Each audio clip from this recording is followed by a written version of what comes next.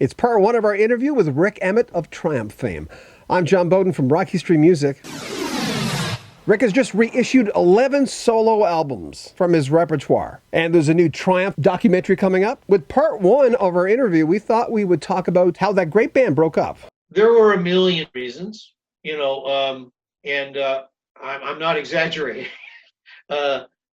But the straw that broke the camel's back was the making of the Surveillance album. I kind of knew it was going to be the last record I'd make. But things had gone bad in '87 when we had Ron Nevison producing the Sport of Kings record, and Irving Azoff and MCA were being very heavy-handed.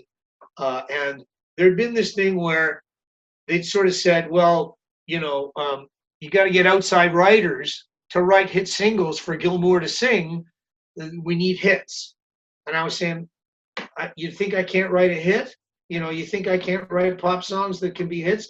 And at the 11th hour on the Sport of Kings record, I'd written Somebody's Out There, and it became the highest charting single Triumph had ever had. So I'd proven my point. And yet it was almost like the record company and we got to go back even further in the band's history here to figure out, where's the straw that breaks the camel's back. RCA had kind of come to the conclusion that Triumph was only ever going to be an FM AOR kind of band.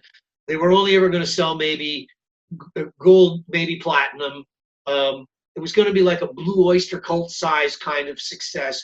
They were not going to become a Styx, Journey, Rush kind of, multi-platinum, 6 times platinum kind of thing. And of course, Mike and Gil truly believed that we could do that was what was going to happen. We just need a record company that would believe in that. And we'd sued RCA trying to get out of our contract. And then MCA had come along like a white knight, given us a huge advance in order to buy ourselves out of the, RCA deal. So we were behind the 8 ball when we went to MCA, and we had to kind of go at least triple platinum in order to just make the money back and tee up what Irving Azoff had foreseen as this is the band's, business future.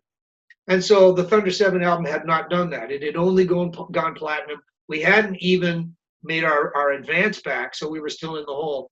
So there was a real shift going on there where I could see they're going to lose faith in the band, and I'd like to get out.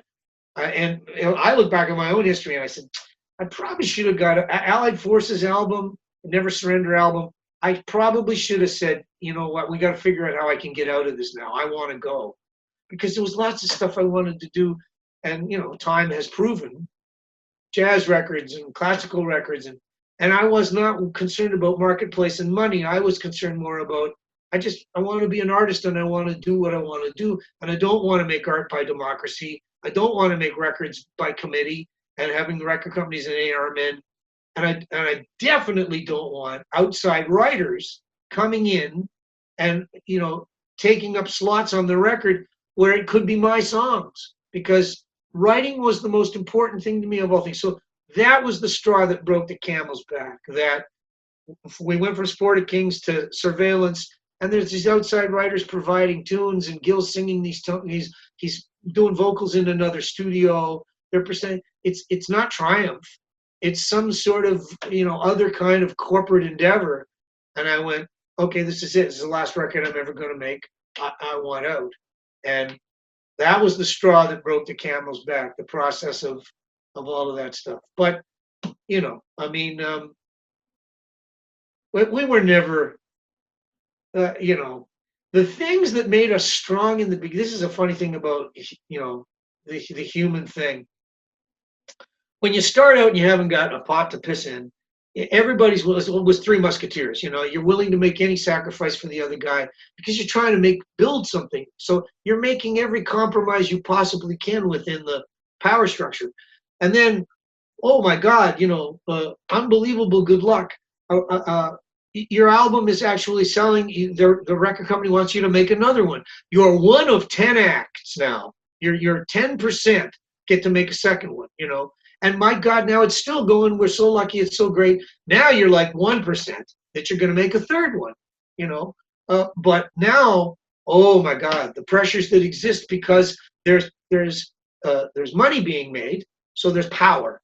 So now, and of course, nobody's getting any younger, and people are getting married and having kids, and so now everybody's getting. This is the story of the Beatles is really only about a 10 or 11 year story of that arc of the incredible success until the band breaks up because they're going, no, I don't want that guy to be our manager. No, I don't want that money to go there. No, yeah, let's start our own label. And that ends up being like, so in Triumph, it was a much smaller microcosm, but it's still the same kind of thing, that power and money and people's own individual lives is just pulling it apart, and it's almost natural that a band gets around that 7, 8 to 12, 13 year period.